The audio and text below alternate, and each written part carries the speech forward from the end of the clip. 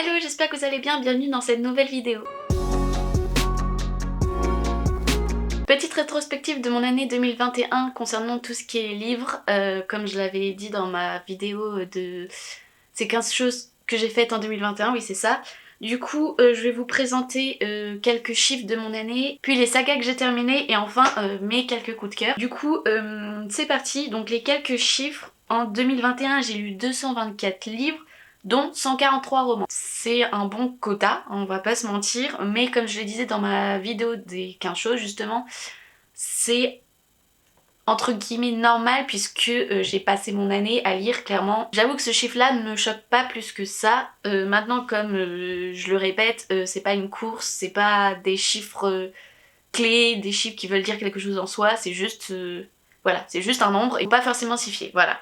Ensuite, j'ai reçu et acheté, alors, je pensais pas avoir acheté et reçu autant de livres, et honnêtement ça fait mal, donc j'en ai acheté / reçu 178. Sachant que j'en ai lu 224, incluant manga BD. Voilà, je pense que cette année on va essayer de se calmer largement parce que 178 c'est pas possible, ça fait plus de 10 par mois. C'est trop, c'est énorme, c'est un budget, je ne peux plus là. J'aimerais bien essayer d'au moins diminuer ça de moitié. Je pense que déjà ça serait pas mal parce que là 178 c'est vraiment trop. Ensuite j'ai quelques statistiques sur mon compte Livre Addict que je mets à jour régulièrement. J'ai le nombre de livres lus par mois mais je pense que c'est pas plus intéressant que ça. Si juste pour vous donner une idée, j'ai lu le plus de livres en avril avec 46 livres. Donc encore une fois incluant manga BD. Ah c'est intéressant ça. Sur les 224 livres que j'ai lu presque 80 000 pages. Voilà, c'est une petite indication comme ça, mais je trouvais ça cool. Après, j'ai le nombre de livres lus par genre. Donc le nombre que j'ai plus lu, apparemment c'est de la jeunesse. Après, je sais pas vraiment ce qu'ils mettent dans cette catégorie-là, parce que ça me paraît étrange, mais bon. Et après c'est la romance, ça par contre ça me choque pas. 31 pour la romance, jeunesse 42 livres, fantasy 29, après contemporain 22, fantastique 12, et après on passe sur comics, BD, manga. D'ailleurs manga j'en ai lu 66 apparemment. Donc c'est plutôt pas mal. J'ai ensuite le nombre de livres abandonnés, j'en ai abandonné 13. Honnêtement je pensais en avoir abandonné plus parce que je suis plutôt à l'aise avec le fait d'abandonner mes lectures. Dès que ça me plaît pas, une centaine de pages lues et que ça me plaît pas, je sais que ça sert à rien que je continue. Il y a tellement de livres que j'ai envie de lire et qui sont déjà dans ma palle que j'ai pas envie de forcer. Donc voilà, 13 livres abandonnés. Et j'ai plus abandonné de livres de genre fantasy. Voilà. Je pense que c'est tout pour mes quelques chiffres. Bon, oui, c'est tout ce que j'avais à vous dire. On va passer maintenant aux sagas que j'ai terminées et il y en a vraiment beaucoup. Je m'en suis rendu compte là en piquant dans mes bibliothèques, il y en a vraiment beaucoup, donc je vais un peu piocher au hasard. Tout d'abord, j'ai fini du coup la duologie L'Antidote Mortel de Cassandre Lambert. J'en ai déjà parlé ici, j'en parle très souvent aussi sur Instagram. C'est une super duologie. Si vous aimez la fantasy, le fantastique, bah allez-y, parce que cette duologie est géniale. Ensuite, j'ai deux sagas de contemporains qui en fait c'est considéré comme une saga mais chaque tome est assez indépendant honnêtement. Donc tout d'abord il y a, je vais vous montrer les coffrets, ce sera plus simple. Il y a la trilogie, on peut appeler ça comme ça, When People Met Richie, donc il y a When People Met Richie, il y a There's Something About Sweetie et Ten Things I Hate About Pinky. Voilà, je les ai en anglais, mais il y a que When People Met Richie qui a été traduit, et du coup c'est par Sandy Amenon, je sais pas si je l'ai dit. C'est bien ça, hein, Sandy Amenon, pardon. Voilà, c'est une chouette saga, 3 tomes vraiment top. Je pense que j'ai préféré There's Something About Sweetie, voilà. Et encore un coffret, j'ai lu la trilogie Love End qui comprend Love and Gelato, Love and Duck et Love and Olives de Jenna Evans Welch. Et là pour le coup il y a que le tome 1 et le tome 2, donc Love and Gelato et Love and Olives qui a été traduit. Et c'est dommage parce que mon préféré c'était Love and Duck, voilà. Ensuite j'ai pris une pile comme ça à l'arrache. Donc il y a tout d'abord la trilogie Il était une fois de Emmett Chase, ici c'est le premier tome. À chaque fois je vais vous montrer le premier tome en fait parce que comme ça ce sera plus simple. Donc c'est une saga de romance, une trilogie de romance et que j'ai beaucoup aimé. Je sais plus dans quelle vidéo je vous en parle d'ailleurs parce qu'il me semble que j'en ai déjà parlé. Et voilà, c'est très chouette. Ensuite j'ai fini la duologie Vicious de V.E. Schwab, donc Vicious et Vengeful. J'ai eu une petite déception, on peut dire ça, pour Vengeful. Je me suis pas mal ennuyée alors que Vicious avait été une très bonne lecture où il se passe plein de choses, où j'ai adoré suivre les personnages. Et là Vengeful, bah...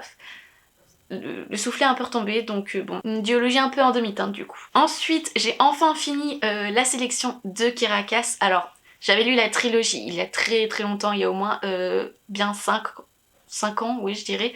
Et en fait, il me restait les 2 tomes. C'est une suite, mais c'est un peu des tomes compagnons qui sont pas forcément utiles, j'ai envie de dire, à cette saga. Mais voilà, je l'ai enfin fini et honnêtement, c'est une très bonne saga. Moi, c'est une saga que j'aime énormément. Je pense que même si je la lisais maintenant, je l'aimerais autant, même si je verrais tout ce qui est problématique, tout ce qui est cliché, etc.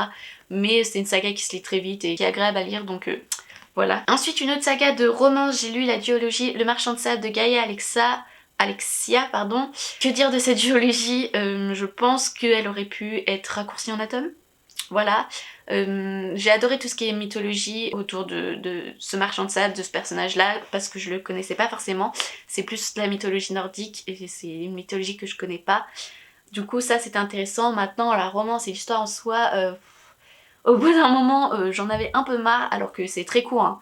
Mais ouais, je me suis pas mal ennuyée et j'ai pas ressenti toutes les émotions que d'autres personnes qui l'ont lu ont ressenti, donc voilà, une petite déception pour cette duologie là. Ensuite j'ai terminé la saga Carry On de Rainbow Rowell. Pareil, une saga en demi-teinte parce que j'ai beaucoup aimé celui-ci. Après les 2 autres un peu moins, même si j'adore les personnages, mais c'est vrai qu'au niveau de l'histoire, ça m'a pas emballé plus que ça. Maintenant c'est une saga que je relirai avec plaisir je pense, parce qu'en soi ça se lit vite, c'est plutôt sympathique.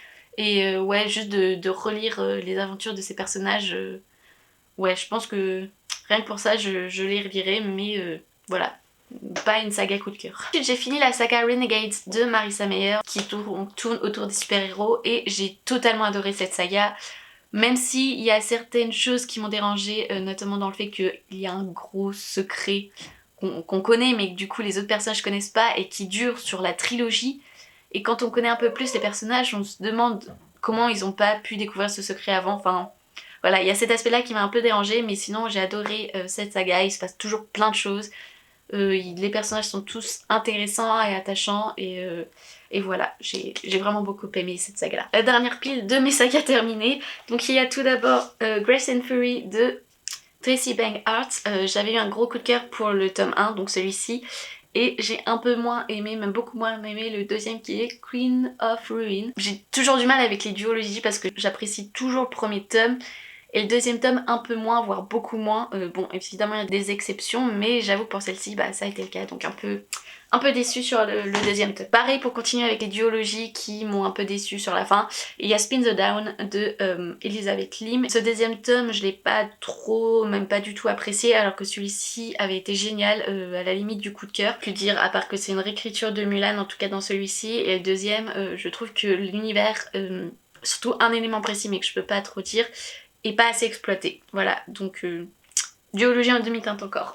Une autre duologie que j'ai terminée, cette fois c'est King of Scars. J'ai beaucoup aimé dans l'ensemble. Maintenant, c'est pas à la hauteur de Six of Crows pour moi, ni même de Grisha je dirais, parce que Grisha, même si c'est une saga qui a beaucoup d'avis mitigés, bah, c'est une saga que j'ai beaucoup appréciée, et à côté c'est vrai que King of Scars j'ai un peu moins aimé. En fait c'est vrai que si on enlève tous les personnages qu'on retrouve dans les autres sagas, bah l'histoire en soi est pas incroyable, j'ai envie de dire.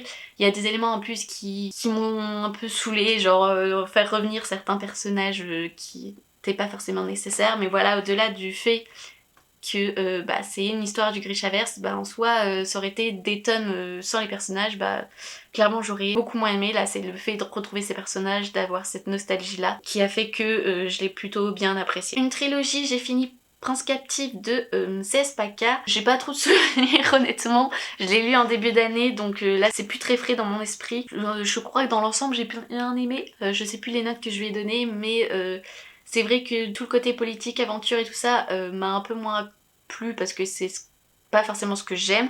Mais par contre les personnages, la relation entre Damien et Laurent m'a beaucoup plu. Je pense que c'est ce qui fait vraiment tout le roman, c'est ce qui est d'ailleurs au cœur de celui-ci, et je pense que c'est pour ça que beaucoup l'ont apprécié, même au-delà de tout l'aspect politique et aventure que je parlais au début.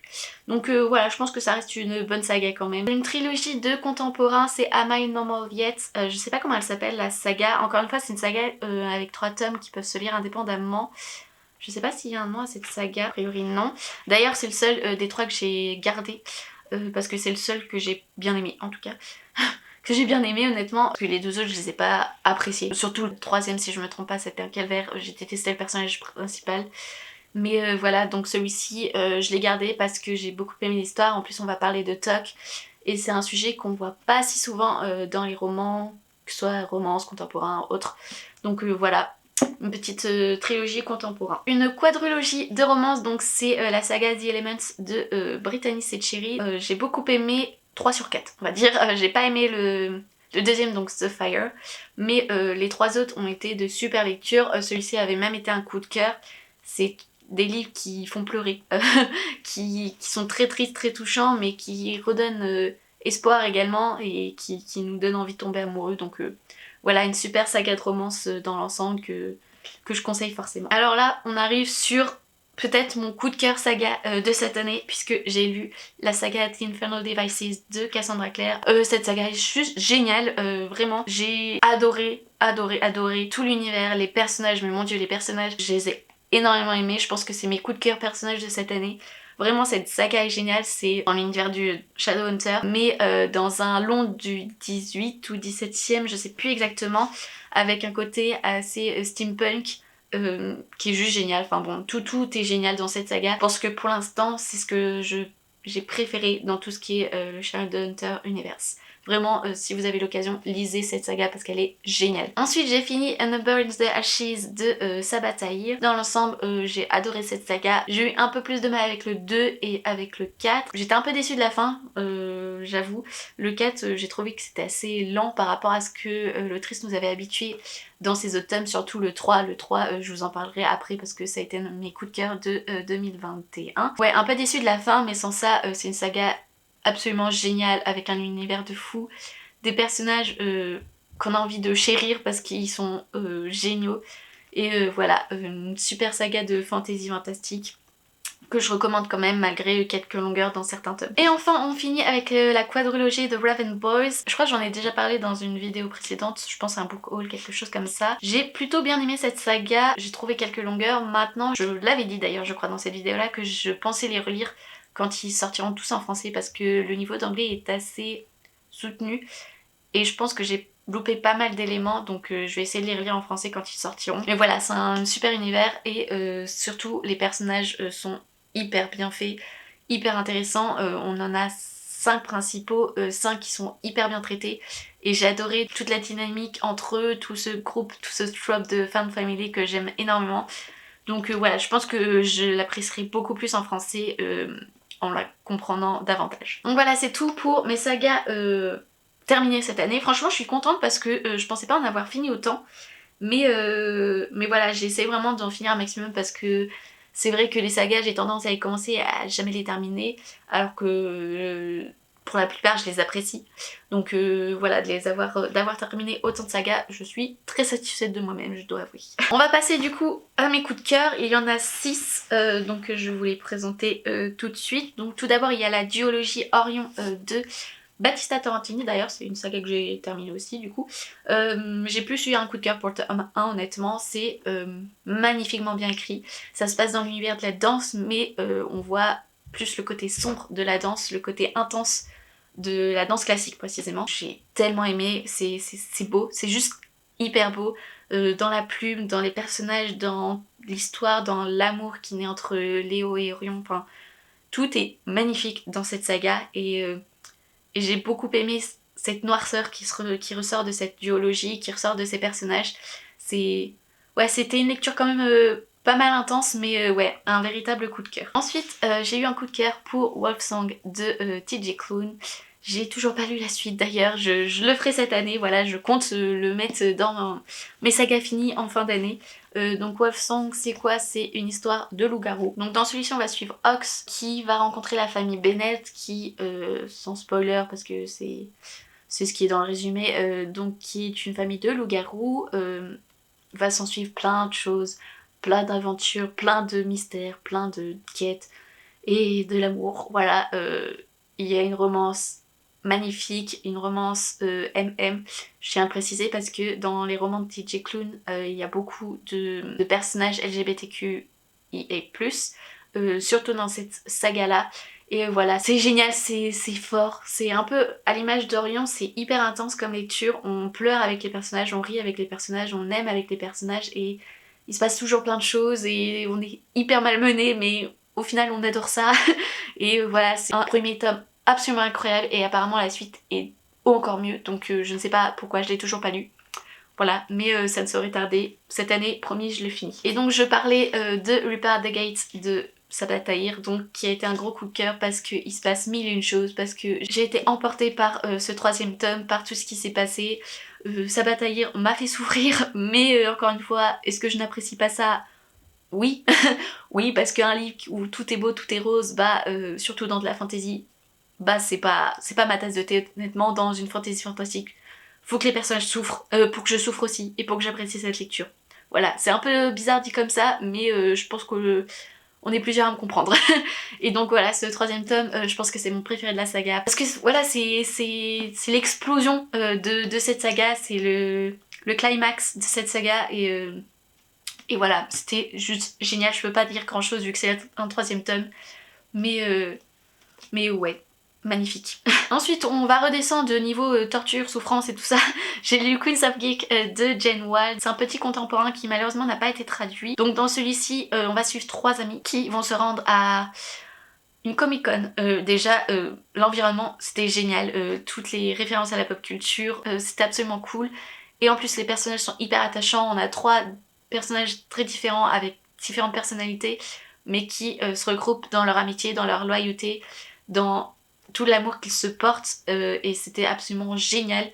Donc ouais, un beau coup de cœur et je vous le conseille vivement si vous avez la possibilité de le lire en anglais, surtout que l'anglais est très abordable. Ensuite, j'ai eu un coup de cœur pour le tome 2 de Never Night de J. Kristoff. Un peu à l'image de Repair the Gates, c'était vraiment une lecture où il se passe mille et une choses, où il y a plein d'actions, plein de rebondissements, où on découvre les personnages dans une phase un peu plus différente que ce qu'on voit dans le premier tome. Et ouais, un beau coup de cœur alors que c'est une bricasse vraiment. Ah oui d'ailleurs, j'ai pas les pages, voilà. Un beau coup de cœur pour cette belle bricasse et j'ai vraiment très hâte d'avoir le troisième parce que je pense que on va avoir un final en apothéose de ce que j'ai pu lire en avis et vraiment j'ai trop hâte. Je crois qu'il sort en février et je vais me jeter dessus clairement. Et enfin je vous présente celui-ci en dernier puisque ça a été mon plus gros coup de cœur de l'année et c'est Daisy Jones and the Six de Taylor Jenkins Reid.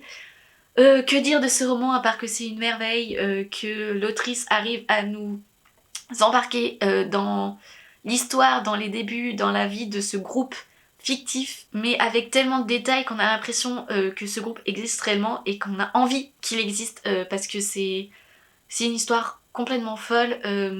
Je sais pas quoi dire de plus, ça prend au trip. Encore une fois, je vais utiliser l'adjectif intense, mais c'est exactement ça.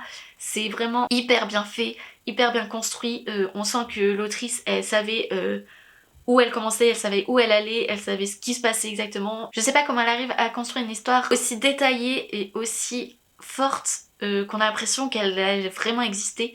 Et voilà, tous les personnages sont attachants. Il y a plein d'anecdotes sur ce groupe qui sont pas forcément utiles à l'histoire, mais au final qui rend encore plus vivant ce groupe.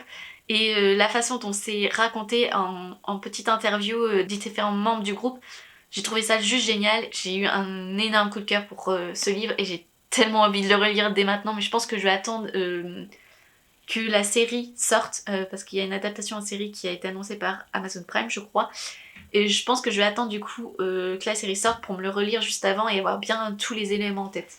Donc voilà, un gros coup de cœur que je vous recommande à 10 000%. Donc voilà, j'ai terminé cette vidéo bilan, j'espère que ce sera pas trop long. Je voulais pas faire un récap trop important de mon année, puisque je savais même pas ce que je pouvais dire. J'allais pas présenter 224 livres honnêtement, mais je pense que d'avoir mes coups de cœur et mes sagas terminées, ça vous donne un peu un aperçu de ce que j'ai lu, de ce que je lis même en général. Donc voilà, j'espère que cette vidéo vous a plu et je vous retrouve prochainement pour une prochaine vidéo. Salut! 'Cause we're all kinda screwed in this together. It never seems to evade the past. Will things really change now?